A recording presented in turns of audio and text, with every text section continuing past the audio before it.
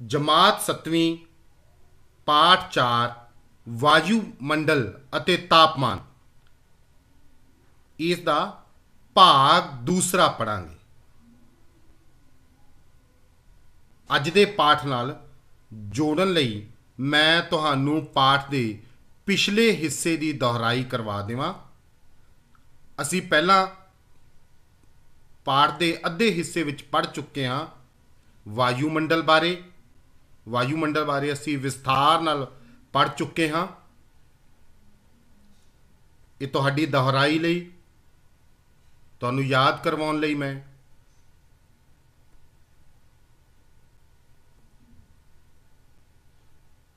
वायुमंडल के ढांचे बारे असी विस्तार नाल पढ़िया है। वायुमंडल विचलियां गैसां बारे असी विस्तार नाल पढ़िया है। हवा का प्रदूषण किस नूं कहंदे हन, प्रदूषण किन्ने प्रकार का हुंदा है, इस बारे भी असी विस्तार नाल पहले भाग दे विच पढ़ चुके हाँ। वायुमंडल का ढांचा अज इन्हां परतां बारे असी विस्तार नाल पढ़ांगे। वायुमंडल की सब तो पहली परत अशांति मंडल बारे तुसी स्क्रीन ते देख रहे हो धरती ते धरती की सतह दे नाल वायुमंडल की सब तो हेठली परत वायुमंडल की सब तो हेठली परत जिस नूं अशांति मंडल आखदे हन। धरती दे दुआले इसका आकार अंडे वर्गा हुंदा है। इसकी औसत ऊंचाई 12 किलोमीटर पर भूमध्य रेखा उत्ते इसकी ऊंचाई 16 तो 18 किलोमीटर ते ध्रुवां ते 6 तो 8 किलोमीटर के लगभग हुंदी है। मौसम संबंधी किरियावां जो मौसम दे विच बदलाव हुंदा है असी महसूस करते हाँ, जिवें मींह, हनेरी, बदल, तूफान, ये सब इसे तह दे विच वापरदे हन। अशांति मंडल दे विच वापरदे हन। जल कणां दी ज़्यादा मात्रा इसे परत दे विच हुंदी है। इस तह विच उपर जाण दे नाल तापमान घटदा है। 5 डिग्री तो 6 डिग्री सैल्सीयस प्रति किलोमीटर की दर नाल तापमान घटदा है ते सारे वायुमंडल दी 75% हवा इसे परत दे विच पाई जाती है। पहली परत का नाम अशांति मंडल। हुण असीं अगे पढ़न जा रहे हाँ दूसरी परत समताप मंडल। ये अशांति मंडल तो उपरली परत, अशांति मंडल तो उपरली परत नूं समताप मंडल कहा जाता है। अशांति मंडल की सब तो उपरली परत ते इस परत की ऊंचाई मौसम अते वितकार अनुसार बदलती रहती है। गर्मी की रुत विच सर्दी की रुत नालों ये परत वधेरे ऊंचाई तो शुरू होती है। गर्मी की रुत च सर्दी की रुत नालों ये परत वधेरे ऊंचाई ते शुरू होती है। भूमध्य रेखा ते इसकी ऊंचाई 15 किलोमीटर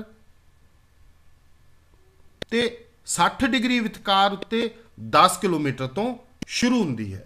इस भाग दियां विशेषताएं ने कि घट घनता वाली हवा, इत्थे हवा घट संघनी घट घनता वाली हवा है। नीवा ते बराबर रहन वाला तापमान, बदलों की अनहोंद जिस करके आकाश साफ रहता है। हवा घट घनता वाली है, तापमान नीवा पर बराबर रहता है, बदलों की अनहोंद है, आकाश साफ रहता है। इसे करके हवा दियां सवैहीन जो गेड़े खाण वालियां लहरां इत्थे नहीं हुंदियां। हवा दियां सवैहीन लहरां नहीं हुंदियां। समताप मंडल आम करके 50 तो 55 किलोमीटर तक फैलिया हुआ है।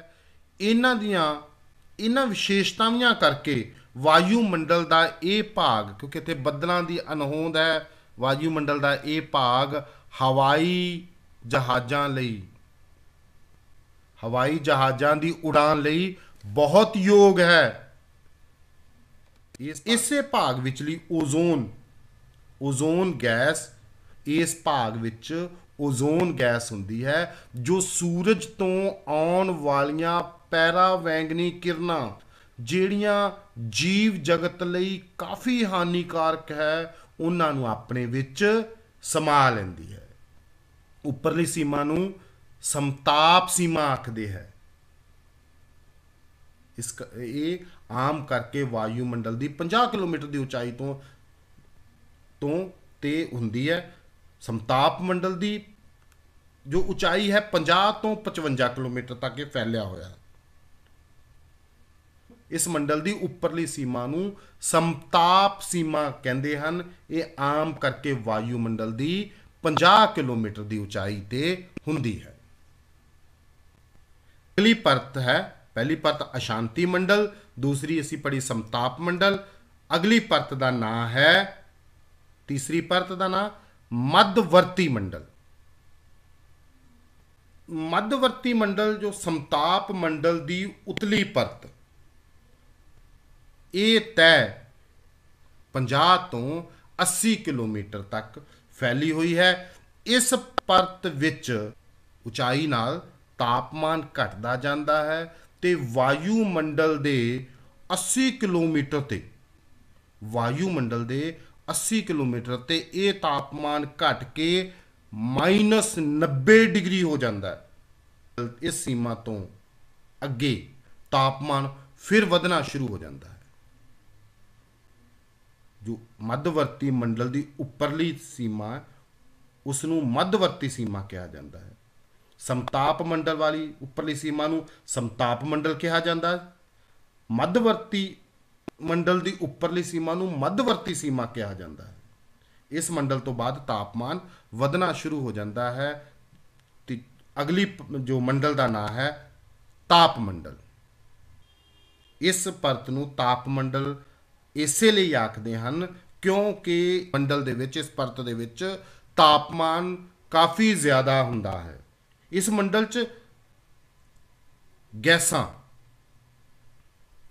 ਇਸ ਮੰਡਲ ਵਿੱਚ ਗੈਸਾਂ ਦੀ ਮਾਤਰਾ ਘੱਟ ਹੁੰਦੀ ਹੈ। ਤਾਪਮਾਨ ਬਹੁਤ ਜ਼ਿਆਦਾ ਹੈ, ਇਸੇ ਕਰਕੇ ਇਸ ਨੂੰ ਤਾਪਮੰਡਲ ਆਖਦੇ ਹਨ। ਗੈਸਾਂ ਦੀ ਮਾਤਰਾ ਘੱਟ ਹੁੰਦੀ ਹੈ ਤੇ ਤਾਪ ਮੰਡਲ ਵਿਚਲੀ ਸਭ ਤੋਂ ਹੇਠਲੀ ਪਰਤ ਨੂੰ ਆਇਨ ਮੰਡਲ ਆਖਦੇ ਹਨ। ਤਾਪ ਮੰਡਲ ਵਿਚਲੀ ਸਭ ਤੋਂ ਹੇਠਲੀ ਪਰਤ ਨੂੰ ਆਇਨ ਮੰਡਲ ਆਖਦੇ ਹਨ, ਜੋ ਕਿ ਵਾਯੂਮੰਡਲ ਦੇ 100 ਕਿਲੋਮੀਟਰ ਤੋਂ 300 ਕਿਲੋਮੀਟਰ ਤੱਕ ਦੀ ਉਚਾਈ ਤੱਕ ਹੈ।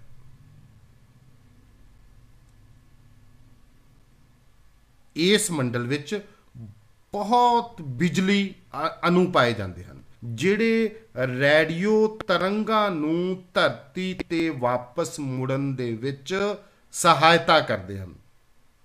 ਇਸੇ ਆਧਾਰ ਤੇ, ਇਹ ਬਿਜਲਈ ਅਣੂਆਂ ਦੇ ਆਧਾਰ ਤੇ ਵਾਇਰਲੈਸ ਸੰਚਾਰ ਪ੍ਰਣਾਲੀ ਕੰਮ ਕਰਦੀ ਹੈ। ਇਹ ਤਾਪ ਮੰਡਲ ਦੀਆਂ ਵਿਸ਼ੇਸ਼ਤਾਵਾਂ ਸਨ। ਤਾਪ ਮੰਡਲ ਇਸ ਦਾ ਨਾਮ ਇਸੇ ਕਰਕੇ ਹੈ ਕਿਉਂਕਿ ਇਸ ਜਗ੍ਹਾ ਦੇ ਉੱਤੇ ਤਾਪਮਾਨ, ਇਸ ਮੰਡਲ ਦੇ ਵਿੱਚ ਤਾਪਮਾਨ ਬਹੁਤ ਜ਼ਿਆਦਾ ਹੈ। ਇਸ ਮੰਡਲ 'ਚ ਗੈਸਾਂ ਦੀ ਮਾਤਰਾ ਘੱਟ ਹੈ। ਹੇਠਲੀ ਪਰਤ ਨੂੰ, ਤਾਪ ਮੰਡਲ ਵਿਚਲੀ ਹੇਠਲੀ ਪਰਤ ਨੂੰ ਆਇਨ ਮੰਡਲ ਆਖਦੇ ਹਨ। ਇਸ ਮੰਡਲ ਦੇ ਵਿੱਚ ਬਹੁਤ ਬਿਜਲਈ ਅਣੂ ਮਿਲਦੇ ਹਨ, ਜਿਹੜੇ ਰੇਡੀਓ ਤਰੰਗਾਂ ਨੂੰ ਧਰਤੀ ਤੇ ਵਾਪਸ ਮੁੜਨ ਦੇ ਵਿੱਚ ਸਹਾਇਤਾ ਕਰਦੇ ਹਨ। ਇਸੇ ਆਧਾਰ ਤੇ ਵਾਇਰਲੈਸ ਸੰਚਾਰ ਪ੍ਰਣਾਲੀ ਕੰਮ ਕਰਦੀ ਹੈ। ਵਾਯੂਮੰਡਲ ਦੀ ਬਾਹਰੀ ਪਰਤ ਨੂੰ ਬਾਹਰੀ ਮੰਡਲ ਕਹਿੰਦੇ ਆ ਕਿ ਇਸ ਪਰਤ ਵਿੱਚ ਬਹੁਤ ਘੱਟ ਘਣਤਾ ਵਾਲੀਆਂ ਗੈਸਾਂ ਹਨ। ਇਸ ਬਹੁਤ ਘੱਟ ਘਣਤਾ ਵਾਲੀਆਂ ਗੈਸਾਂ ਜਿਵੇਂ ਹਾਈਡਰੋਜਨ, ਹੀਲੀਅਮ, ਉਹ ਬਾਹਰੀ ਮੰਡਲ ਦੇ ਵਿੱਚ ਹੁੰਦੀਆਂ ਹਨ। ਇਸ ਵਾਯੂਮੰਡਲ ਦੀ ਬਾਹਰੀ ਪਰਤ ਬਾਰੇ ਬਹੁਤੀ ਜਾਣਕਾਰੀ ਜੋ ਸਾਡੇ ਕੋਲੇ ਅਜੇ ਨਹੀਂ ਹੈ, ਕਿਉਂਕਿ ਇੱਥੇ ਘੱਟ ਘਣਤਾ ਵਾਲੀਆਂ ਗੈਸਾਂ ਹੀਲੀਅਮ ਤੇ ਹਾਈਡਰੋਜਨ ਇਹ ਇਸ ਪਰਤ ਦੇ ਵਿੱਚ ਮਿਲਦੀਆਂ ਹਨ। ਸੋ ਇਹ ਅਸੀਂ ਵਿਸਥਾਰ ਸਾਹਿਤ ਪੜ੍ਹਿਆ ਵਾਯੂਮੰਡਲ ਦੇ ਢਾਂਚੇ ਬਾਰੇ, ਵਾਯੂਮੰਡਲ ਦੀਆਂ ਜੋ ਪਰਤਾਂ ਹਨ, ਜੋ ਮੰਡਲ ਹਨ, ਉਹਨਾਂ ਬਾਰੇ। ਇਸ ਤੋਂ ਬਾਅਦ ਅਸੀਂ ਅੱਗੇ ਵਿਸਥਾਰ ਨਾਲ ਜਾਣਾਂਗੇ ਤਾਪਮਾਨ ਬਾਰੇ। ਹਵਾ ਵਿਚਲੀ ਗਰਮੀ ਨੂੰ ਉਸ ਦਾ ਤਾਪਮਾਨ ਕਿਹਾ ਜਾਂਦਾ ਹੈ। ਹਵਾ ਦੇ ਤਾਪਮਾਨ ਵਾਂਗ ਕਿਸੇ ਵਸਤੂ ਜਾਂ ਜੀਵ ਅੰਦਰਲੀ ਗਰਮੀ ਨੂੰ ਵੀ ਤਾਪਮਾਨ ਕਿਹਾ ਜਾਂਦਾ ਹੈ। ਤਾਪਮਾਨ ਘਟਦਾ ਵੱਧਦਾ ਰਹਿੰਦਾ ਹੈ। ਰਾਤ ਦੇ ਤਾਪਮਾਨ ਤੇ ਦਿਨ ਦੇ ਤਾਪਮਾਨ ਦੇ ਵਿੱਚ ਅੰਤਰ ਹੁੰਦਾ ਹੈ। ਮੌਸਮਾਂ ਮੁਤਾਬਕ ਤਾਪਮਾਨ ਬਦਲਦਾ ਹੈ। ਧਰਤੀ ਦੇ ਵੱਖ-ਵੱਖ ਹਿੱਸਿਆਂ ਤੇ ਵੱਖ-ਵੱਖ ਇੱਕੋ ਸਮੇਂ ਅਲੱਗ-ਅਲੱਗ ਤਾਪਮਾਨ ਹੁੰਦਾ ਹੈ। ਇਸੇ ਕਰਕੇ ਕਿਸੇ ਜਗ੍ਹਾ ਦਾ ਮੌਸਮ ਦੂਜੇ ਜਗ੍ਹਾ ਦੇ ਮੌਸਮ ਤੋਂ ਭਿੰਨ ਹੁੰਦਾ ਹੈ, ਵੱਖ ਹੁੰਦਾ ਹੈ। ਭਾਵੇਂ ਕਿਸੇ ਜਗ੍ਹਾ ਦੇ ਤਾਪਮਾਨ ਨੂੰ ਕਈ ਤੱਤ ਪ੍ਰਭਾਵਿਤ ਕਰਦੇ ਹਨ, ਪਰ ਹਵਾ ਦਾ ਤਾਪਮਾਨ ਵੀ ਇੱਕ ਮੁੱਖ ਤੱਤ ਹੈ ਜੋ ਪ੍ਰਭਾਵਿਤ ਕਰਦਾ ਹੈ ਕਿਸੇ ਜਗ੍ਹਾ ਦੇ ਤਾਪਮਾਨ ਨੂੰ। ਅੱਗੇ ਅਸੀਂ ਧਰਤੀ ਨੂੰ ਜੋ ਤਾਪਮਾਨ ਬਾਰੇ, ਧਰਤੀ ਨੂੰ ਤਾਪਮਾਨ ਦੇਣ ਵਾਲੇ ਸਿਰਫ ਦੋ ਹੀ ਸੋਮੇ ਹਨ। ਧਰਤੀ ਨੂੰ ਤਾਪਮਾਨ ਦੇਣ ਵਾਲੇ ਦੋ ਹੀ ਮੁੱਖ ਸੋਮੇ ਹਨ, ਸੂਰਜ ਤੇ ਧਰਤੀ ਦਾ ਅੰਤਰੀਵ। ਇਹਨਾਂ ਵਿੱਚੋਂ ਸੂਰਜ ਦੀ ਮਹੱਤਤਾ ਜ਼ਿਆਦਾ ਹੈ, ਕਿਉਂਕਿ ਸੂਰਜ ਵੱਲੋਂ ਮਿਲਣ ਵਾਲੀ ਗਰਮੀ ਪਹਿਲਾਂ ਧਰਤੀ ਨੂੰ ਗਰਮ ਕਰਦੀ ਹੈ, ਫਿਰ ਵਾਯੂਮੰਡਲ ਗਰਮ ਹੁੰਦਾ ਹੈ। ਕਿਸੇ ਜਗ੍ਹਾ ਦੇ ਤਾਪਮਾਨ ਤੇ ਬਹੁਤ ਸਾਰੇ ਜਿਹੜੇ ਤੱਤ ਉਹ ਅਸਰ ਪਾਉਂਦੇ ਹੈ। ਸੂਰਜ ਵੱਲੋਂ ਮਿਲਣ ਵਾਲੀ ਗਰਮੀ ਹੈ ਉਹ ਪਹਿਲਾਂ ਧਰਤੀ ਦੇ ਸਤਹ ਨੂੰ ਗਰਮ ਕਰਦੀ ਹੈ, ਫਿਰ ਵਾਯੂਮੰਡਲ ਗਰਮ ਹੁੰਦਾ ਹੈ। ਤੇ ਕਿਸੇ ਥਾਂ ਦੇ ਤਾਪਮਾਨ ਨੂੰ ਇਕੱਲਾ ਸੂਰਜ ਹੀ ਪ੍ਰਭਾਵਿਤ ਨਹੀਂ ਕਰਦਾ, ਕਿਸੇ ਜਗ੍ਹਾ ਦੇ ਤਾਪਮਾਨ ਨੂੰ ਹੋਰ ਸਾਰੇ ਤੱਤ ਉਸ ਤੇ ਅਸਰ ਪਾਉਂਦੇ ਹੈ। ਪਰ ਇਹਨਾਂ ਤੱਤਾਂ ਨੂੰ ਜਾਣਨ ਤੋਂ ਪਹਿਲਾਂ ਇਹ ਜਾਣਨਾ ਜ਼ਰੂਰੀ ਹੈ ਕਿ ਤਾਪਮਾਨ ਕਿਵੇਂ ਮਾਪਿਆ ਜਾਂਦਾ ਹੈ। ਤਾਪਮਾਨ ਨੂੰ ਮਾਪਣ ਦੇ ਦੋ ਪੈਮਾਨੇ ਹਨ। ਪਹਿਲਾ ਸੈਲਸੀਅਸ ਤੇ ਇੱਕ ਹੈ ਫਾਰਨਹੀਟ। ਸੈਲਸੀਅਸ ਮੁਤਾਬਕ ਪਾਣੀ 0 ਡਿਗਰੀ ਤੇ ਜੰਮ ਜਾਂਦਾ ਹੈ ਤੇ ਫਾਰਨਹੀਟ ਪੈਮਾਨੇ ਤੇ 32 ਡਿਗਰੀ ਤੇ ਜੰਮਦਾ ਹੈ। ਸੈਲਸੀਅਸ ਮੁਤਾਬਕ ਪਾਣੀ 100 ਡਿਗਰੀ ਤੇ ਉਬਲਦਾ ਹੈ ਤੇ ਫਾਰਨਹੀਟ ਪੈਮਾਨੇ ਮੁਤਾਬਕ 212 ਡਿਗਰੀ ਤੇ ਉਬਲਦਾ ਹੈ। ਅੱਗੇ ਹੈ ਤਾਪਮਾਨ ਉੱਤੇ ਅਸਰ ਪਾਉਣ ਵਾਲੇ ਤੱਤ। ਧਰਤੀ ਉੱਤੇ ਤਾਪਮਾਨ ਨੂੰ ਪ੍ਰਭਾਵਿਤ ਕਰਨ ਵਾਲੇ ਬਹੁਤ ਤੱਤ ਨੇ। ਕੁਝ ਮਹੱਤਵਪੂਰਨ ਤੱਤਾਂ ਦੇ ਮੈਂ ਨਾਂ ਪਹਿਲਾਂ ਬੋਲਦੇ ਹਾਂ। ਭੂਮੱਧ ਰੇਖਾ ਤੋਂ ਦੂਰੀ, ਇਹ ਤਾਪਮਾਨ ਤੇ ਅਸਰ ਪਾਉਣ ਵਾਲਾ ਇੱਕ ਤੱਤ ਹੈ। ਸਮੁੰਦਰ ਤਲ ਤੋਂ ਉਚਾਈ, ਸਮੁੰਦਰ ਤੋਂ ਦੂਰੀ, ਧਰਤੀ ਦੀ ਸਤਹ ਦੀ ਕਿਸਮ, ਢਲਾਣਾਂ ਦਾ ਰੁੱਖ, ਬੱਦਲਵਾਈ ਅਤੇ ਵਰਖਾ, ਸਮੁੰਦਰੀ ਧਾਰਾਵਾਂ, ਇਹ ਤਾਪਮਾਨ ਤੇ ਅਸਰ ਪਾਉਣ ਵਾਲੇ ਤੱਤ ਨੇ, ਤਾਪਮਾਨ ਨੂੰ ਪ੍ਰਭਾਵਿਤ ਕਰਨ ਵਾਲੇ ਤੱਤ ਨੇ। ਅਸੀਂ ਵਿਸਥਾਰ ਨਾਲ ਇਹਨਾਂ ਬਾਰੇ ਜਾਣਦੇ ਹਾਂ। ਸਭ ਤੋਂ ਪਹਿਲਾਂ ਗੱਲ ਕਰਦੇ ਹਾਂ ਭੂਮੱਧ ਰੇਖਾ ਤੋਂ ਕਿਸੇ ਜਗ੍ਹਾ ਦਾ ਤਾਪਮਾਨ ਇਸ ਗੱਲ ਤੇ ਨਿਰਭਰ ਕਰਦਾ ਹੈ ਕਿ ਉੱਥੇ ਸੂਰਜੀ ਤਾਪ, ਉੱਥੇ ਕਿੰਨਾ ਸੂਰਜੀ ਤਾਪ ਪ੍ਰਾਪਤ ਹੁੰਦਾ ਹੈ। ਭੂਮੱਧ ਰੇਖਾ ਯਾਨੀ 0 ਡਿਗਰੀ ਅਕਸ਼ਾਂਸ਼ ਤੇ ਸੂਰਜ ਦੀਆਂ ਕਿਰਨਾਂ ਸਿੱਧੀਆਂ ਪੈਣ ਕਰਕੇ ਤਾਪਮਾਨ ਜ਼ਿਆਦਾ ਹੁੰਦਾ ਹੈ। ਤੁਸੀਂ ਜਿਹੜੀ ਲਾਲ ਲਕੀਰ ਦੇਖ ਰਹੇ ਹੋ ਧਰਤੀ ਦੇ ਵਿੱਚ, ਉਹ ਭੂਮੱਧ ਰੇਖਾ ਹੈ। ਤੇ ਭੂਮੱਧ ਰੇਖਾ ਉੱਤੇ ਸੂਰਜ ਦੀਆਂ ਕਿਰਨਾਂ ਸਿੱਧੀਆਂ ਪੈਂਦੀਆਂ ਹਨ, ਤੇ ਜਿੱਥੇ ਸੂਰਜ ਦੀਆਂ ਕਿਰਨਾਂ ਸਿੱਧੀਆਂ ਪੈਂਦੀਆਂ ਹਨ ਉੱਥੇ ਤਾਪਮਾਨ ਜ਼ਿਆਦਾ ਹੁੰਦਾ ਹੈ। ਜਿਉਂ-ਜਿਉਂ ਭੂਮੱਧ ਰੇਖਾ ਤੋਂ ਧਰੁਵਾਂ ਵੱਲ ਨੂੰ ਜਾਂਦੇ ਹਾਂ ਤਾਂ ਤਾਪਮਾਨ ਘਟਦਾ ਜਾਂਦਾ ਹੈ, ਕਿਉਂਕਿ ਸੂਰਜ ਦੀਆਂ ਕਿਰਨਾਂ ਧਰੁਵਾਂ ਤੇ ਟੇਢੀਆਂ ਪੈਂਦੀਆਂ, ਇਸ ਕਰਕੇ ਉੱਥੇ ਗਰਮੀ ਹੈ ਜਾਂ ਤਾਪਮਾਨ ਹੈ ਉਹ ਘੱਟ ਹੁੰਦਾ ਹੈ। ਸਮੁੰਦਰ ਤਲ ਤੋਂ ਉਚਾਈ, ਜਿਉਂ-ਜਿਉਂ ਅਸੀਂ ਉੱਪਰ ਜਾਂਦੇ ਹਾਂ ਉਚਾਈ ਤੇ ਤਾਪਮਾਨ ਘਟ ਜਾਂਦਾ ਹੈ। ਸੂਰਜ ਤੋਂ ਪ੍ਰਾਪਤ ਹੋਣ ਵਾਲੀ ਗਰਮੀ ਜੋ ਕਿ ਪਹਿਲਾਂ ਧਰਤੀ ਨੂੰ ਗਰਮ ਕਰਦੀ ਹੈ, ਫਿਰ ਵਾਯੂਮੰਡਲ ਗਰਮ ਹੁੰਦਾ ਹੈ। ਇਸ ਧਰਤੀ ਦੀ ਸਤ੍ਹਾ ਦੇ ਨੇੜੇ ਦਾ ਵਾਯੂਮੰਡਲ ਜ਼ਿਆਦਾ ਗਰਮ ਹੋ ਜਾਂਦਾ ਹੈ ਤੇ ਉੱਪਰ ਵਾਲਾ ਘੱਟ। ਇਹੀ ਕਾਰਨ ਹੈ ਕਿ ਜਦੋਂ ਅਸੀਂ ਪਹਾੜ ਤੇ ਉੱਪਰ ਜਾਂਦੇ ਹਾਂ ਤਾਂ ਤਾਪਮਾਨ ਘੱਟ ਹੁੰਦਾ ਹੈ।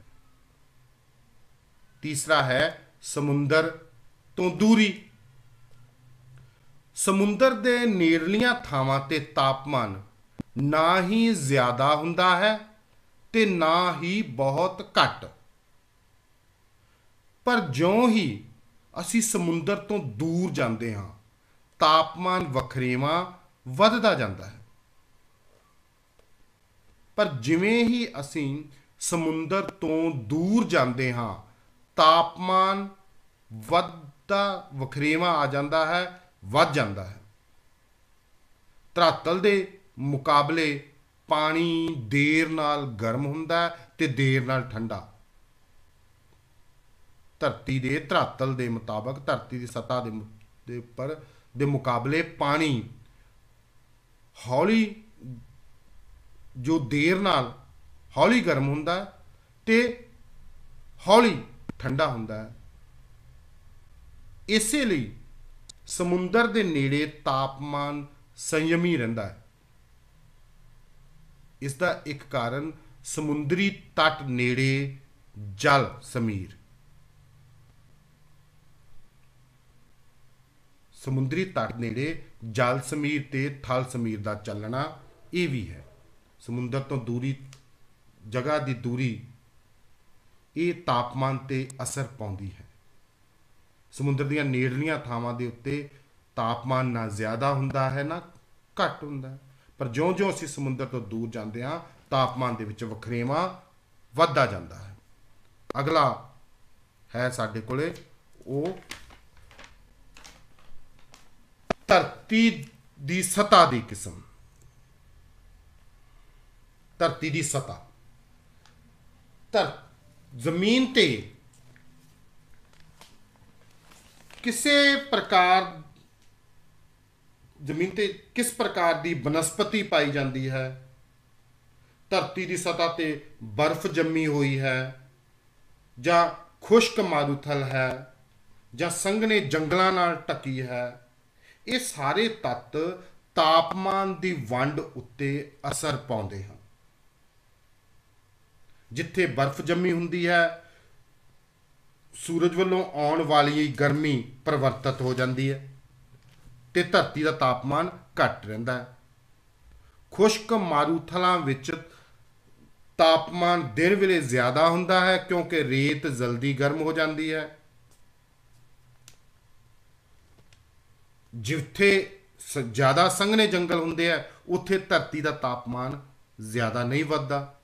ਸੋ ਧਰਤੀ ਦੀ ਸਤ੍ਹਾ ਦੀ ਕਿਸਮ ਇਹ ਤਾਪਮਾਨ ਨੂੰ ਪ੍ਰਭਾਵਿਤ ਕਰਦੀ ਹੈ। ਧਰਤੀ ਦੀ ਸਤ੍ਹਾ ਤੇ ਬਰਫ਼ ਜੰਮੀ ਹੈ ਕਿ ਖੁਸ਼ਕ ਮਾਰੂਥਲ ਹਨ, ਸੰਘਣੇ ਜੰਗਲ ਹਨ, ਇਹ ਸਾਰੀਆਂ ਚੀਜ਼ਾਂ ਤਾਪਮਾਨ ਨੂੰ ਪ੍ਰਭਾਵਿਤ ਕਰਦੀਆਂ ਹਨ। ਅਗਲਾ ਹੈ ਢਲਾਣਾਂ ਦਾ ਰੁੱਖ। ਜੇ ਢਲਾਣਾਂ ਦਾ ਰੁੱਖ ਸੂਰਜ ਵਾਲੇ ਪਾਸੇ ਹੈ ਤਾਂ ਜ਼ਿਆਦਾ ਗਰਮ ਹੋਣਗੀਆਂ। ਜੇ ਢਲਾਣ ਦਾ ਰੁੱਖ, ਢਲਾਣ ਦਾ ਪਾਸਾ ਸੂਰਜ ਵਾਲੇ ਪਾਸੇ ਹੈ ਤਾਂ ਜ਼ਿਆਦਾ ਗਰਮ ਹੋਵੇਗਾ। ਜਿਹੜੀਆਂ ਢਲਾਣਾਂ ਸੂਰਜ ਤੋਂ ਉਲਟ ਵਾਲੀ ਦਿਸ਼ਾ ਵਿੱਚ ਹੁੰਦੀਆਂ ਹਨ ਉੱਥੇ ਸੂਰਜ ਦੀਆਂ ਕਿਰਨਾਂ ਟੇਢੀਆਂ ਪੈਂਦੀਆਂ ਹਨ, ਉੱਥੇ ਗਰਮੀ ਘੱਟ ਹੁੰਦੀ ਹੈ। ਢਲਾਨ ਦਾ ਜਿਹੜਾ ਪਾਸਾ ਸੂਰਜ ਵਾਲੇ ਪਾਸੇ ਹੈ ਉਹ ਗਰਮ ਹੋਵੇਗਾ, ਜਿਹੜਾ ਪਾਸਾ ਸੂਰਜ ਤੋਂ ਉਲਟ ਦਿਸ਼ਾ 'ਚ ਹੈ ਉੱਥੇ ਗਰਮੀ ਘੱਟ ਹੋਵੇਗੀ। ਸੋ ਢਲਾਣਾ ਦਾ ਰੁਖ ਵੀ ਤਾਪਮਾਨ ਨੂੰ ਪ੍ਰਭਾਵਿਤ ਕਰਦਾ ਹੈ। ਅੱਗੇ ਹੈ ਬੱਦਲਵਾਈ ਤੇ ਵਰਖਾ। ਜਦੋਂ ਆਕਾਸ਼ ਵਿੱਚ ਬੱਦਲ ਛਾਏ ਹੁੰਦੇ ਆ ਤਾਂ ਸੂਰਜ ਦੀ ਗਰਮੀ ਧਰਤੀ ਉੱਤੇ ਪਹੁੰਚਣ ਤੋਂ ਪਹਿਲਾਂ ਬੱਦਲਾਂ ਦੇ ਵਿੱਚ ਹੀ ਜਜ਼ਬ ਹੋ ਜਾਂਦੀ ਹੈ। ਜਦੋਂ ਅਸਮਾਨ ਦੇ ਵਿੱਚ ਬੱਦਲ ਛਾਏ ਹੁੰਦੇ ਆ ਤਾਂ ਸੂਰਜ ਦੀ ਜਿਹੜੀ ਗਰਮੀ ਹੈ ਉਹ ਧਰਤੀ ਤੋਂ ਪਹਿਲਾਂ ਪਹੁੰਚਣ ਤੋਂ ਪਹਿਲਾਂ ਹੀ ਬੱਦਲਾਂ ਦੇ ਵਿੱਚ ਸਮਾ ਜਾਂਦੀ ਹੈ, ਜਜ਼ਬ ਹੋ ਜਾਂਦੀ ਹੈ। ਸੋ ਨਤੀਜੇ ਵਜੋਂ ਧਰਤੀ ਦਾ ਤਾਪਮਾਨ ਨੀਵਾਂ ਰਹਿੰਦਾ ਹੈ। ਵਰਖਾ ਮੀਂਹ ਪੈਣ ਪਿੱਛੋਂ ਤਾਪਮਾਨ ਘਟ ਜਾਂਦਾ ਹੈ, ਕਿਉਂਕਿ ਵਰਖਾ ਤੋਂ ਬਾਅਦ ਹਵਾ ਦੇ ਵਿੱਚ ਜਲ ਵਾਸ਼ਪ ਵੱਧ ਜਾਂਦੇ ਆ। ਇਹ ਜਲ ਵਾਸ਼ਪ ਬਹੁਤ ਸਾਰੀ ਗਰਮੀ ਨੂੰ ਜਜ਼ਬ ਕਰ ਲੈਂਦੇ। ਸੋ ਬੱਦਲਵਾਈ ਤੇ ਵਰਖਾ ਇਹ ਵੀ ਤਾਪਮਾਨ ਨੂੰ ਪ੍ਰਭਾਵਿਤ ਕਰਦੇ, ਕਿਉਂਕਿ ਬੱਦਲ ਅਸਮਾਨ ਸੂਰਜ ਤੋਂ ਆਉਣ ਵਾਲੀ ਗਰਮੀ ਨੂੰ ਆਪਣੇ ਅੰਦਰ ਜਜ਼ਬ ਕਰ ਲੈਂਦੇ ਆ, ਤਾਪਮਾਨ ਨੀਵਾਂ ਰਹਿੰਦਾ। ਮੀਂਹ ਪੈਣ ਤੋਂ ਬਾਅਦ ਵਰਖਾ ਹੋਣ ਤੋਂ ਬਾਅਦ ਜਲ ਵਾਸ਼ਪ ਹਵਾ ਦੇ ਵਿੱਚ ਵੱਧ ਜਾਂਦੇ ਹੈ। ਇਹ ਜਲ ਵਾਸ਼ਪ ਵੀ ਬਹੁਤ ਸਾਰੀ ਗਰਮੀ ਨੂੰ ਆਪਣੇ ਅੰਦਰ ਜਜ਼ਬ ਕਰ ਲੈਂਦੇ ਆ। ਸੋ ਬੱਦਲਵਾਈ ਤੇ ਵਰਖਾ ਇਹ ਵੀ ਤਾਪਮਾਨ ਨੂੰ ਪ੍ਰਭਾਵਿਤ ਕਰਦੇ ਆ। ਅੱਗੇ ਸਾਡੇ ਕੋਲ ਹੈ ਸਮੁੰਦਰੀ ਧਾਰਾਵਾਂ। ਜਿਸ ਇਲਾਕੇ ਦੇ ਨੇੜੇ ਗਰਮ ਧਾਰਾਵਾਂ ਲੰਘਦੀਆਂ ਹਨ ਉਹ ਇਲਾਕਾ ਗਰਮ ਹੋ ਜਾਂਦਾ ਹੈ। ਜਿਹੜੇ ਇਲਾਕੇ ਦੇ ਨੇੜੇ ਗਰਮ ਧਾਰਾਵਾਂ ਲੰਘਦੀਆਂ ਹਨ ਉਹ ਇਲਾਕਾ ਗਰਮ ਹੋ ਜਾਂਦਾ ਹੈ, ਤੇ ਜਿੱਥੇ ਠੰਡੀਆਂ ਧਾਰਾਵਾਂ ਲੰਘਦੀਆਂ ਹਨ ਉਹ ਇਲਾਕੇ ਠੰਡੇ ਹੋ ਜਾਂਦੇ ਆ। ਇਸ ਬਾਰੇ ਅਸੀਂ ਵਿਸਥਾਰ ਨਾਲ ਫਿਰ ਪੜਾਂਗੇ ਕਿ ਗਰਮ ਧਾਰਾਵਾਂ ਤੇ ਠੰਡੀਆਂ ਧਾਰਾਵਾਂ ਬਾਰੇ ਅਸੀਂ ਵਿਸਥਾਰ ਨਾਲ ਫਿਰ ਪੜਾਂਗੇ। ਅੱਜ ਬਾਰੇ ਅਸੀਂ ਇੰਨਾ ਕਹਿ। ਹੁਣ ਮੈਂ ਤੁਹਾਡੇ ਤੋਂ ਅੱਜ ਦੇ ਪਾਠ ਦੀ ਦੁਹਰਾਈ ਲਈ ਕੁਝ ਪ੍ਰਸ਼ਨ ਪੁੱਛਣ ਜਾ ਰਿਹਾ। ਤੁਸੀਂ ਧਿਆਨ ਨਾਲ ਇਹਨਾਂ ਪ੍ਰਸ਼ਨਾਂ ਨੂੰ ਪੜ੍ਹਨਾ ਹੈ ਤੇ ਉਹਨਾਂ ਦੇ ਜਵਾਬ ਦੇਣੇ ਨੇ।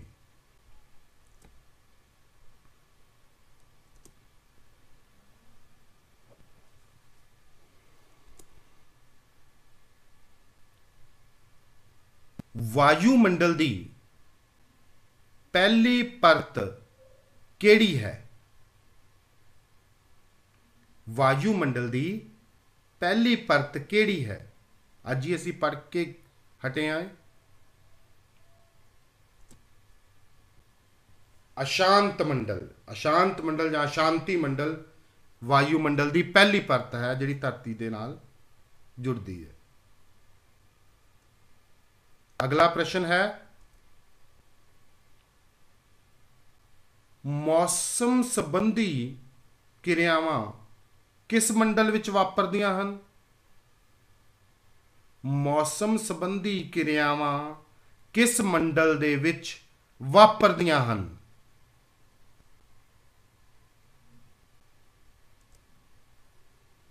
ਅਸ਼ਾਂਤ ਮੰਡਲ ਵਿੱਚ। ਮੌਸਮ ਸੰਬੰਧੀ ਕਿਰਿਆਵਾਂ ਅਸ਼ਾਂਤ ਮੰਡਲ ਵਿੱਚ ਵਾਪਰਦੀਆਂ ਹਨ। ਤੀਸਰਾ ਪ੍ਰਸ਼ਨ ਕਿਹੜੀ ਪਰਤ, ਕਿਹੜਾ ਮੰਡਲ ਹਵਾਈ ਜਹਾਜ਼ਾਂ ਦੀ ਉਡਾਨ ਲਈ ਬਹੁਤ ਯੋਗ ਹੁੰਦਾ ਹੈ? ਕਿਹੜੀ ਪਰਤ ਹਵਾਈ ਜਹਾਜ਼ਾਂ ਦੇ ਉੱਡਣ ਲਈ ਬਹੁਤ ਯੋਗ ਹੁੰਦਾ ਹੈ?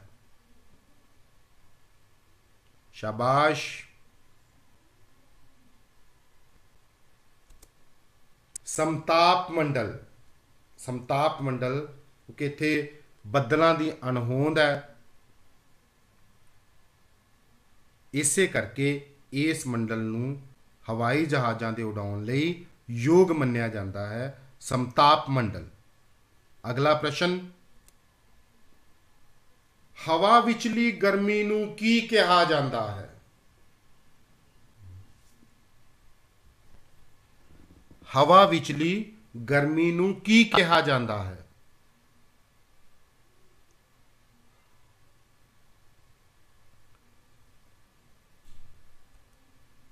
तापमान। हवा विचली गर्मी नूं तापमान कहा जाता है। अगला प्रश्न, समताप मंडल दी उतली वायुमंडल दी परत नूं किहड़ा मंडल आखदे हन? समताप मंडल तो बाद समताप मंडल दी उतली जो वायुमंडल दी परत है उसनूं किहड़ा मंडल आखदे हन?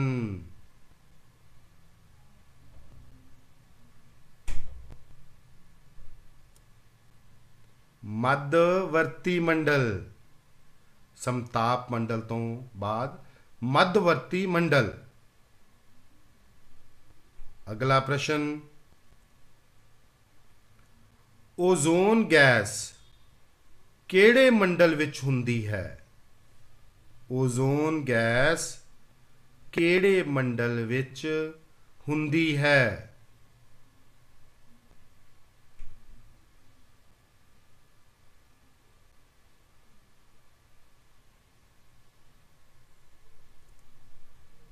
समताप मंडल विच। समताप मंडल विच।